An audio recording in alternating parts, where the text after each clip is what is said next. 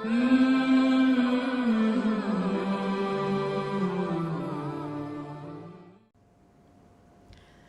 اللہ والصلاۃ والسلام علی رسول اللہ وبعد۔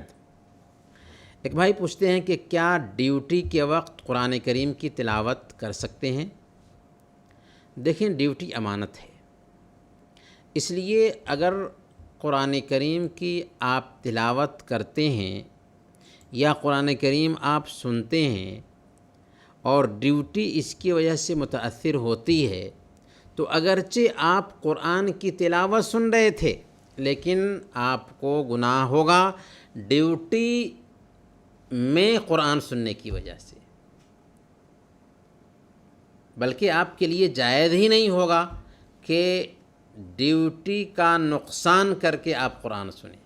ہاں، اگر کام ایسا ہے کہ آپ کام بھی آسانی سے کر لے رہے ہیں، کام کا نقصان بھی نہیں ہوتا ہے اور آپ قرآن بھی سن لیتے ہیں تو اس بات کی گنجائش ہے، لیکن قرآن کی تلاوت چالو کر کے آپ اپنے کام میں مشغول ہو جائیں اور ادھر آواز آ رہی ہے اور ادھر آپ اپنا کام کر رہے ہیں، قرآن کی تلاوت کی طرف دھیان نہیں دے رہے ہیں، تو یہ بھی اچھی بات نہیں ہوگی۔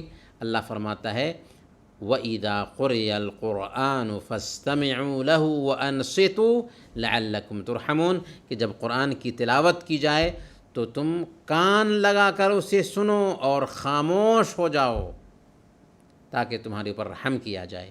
تو قرآن کی تلاوت جب ہو رہی ہو تو کان لگا کر سننا چاہیے۔ اگر ہم باتوں میں مشغول ہو جاتے ہیں، اپنے کام میں مشغول ہو جاتے ہیں اور قرآن کی تلاوت چل رہی ہے تو یہ قرآن کے ساتھ ایک طرح کی زیادتی ہوگی اور ایسا کرنا صحیح نہیں ہوگا۔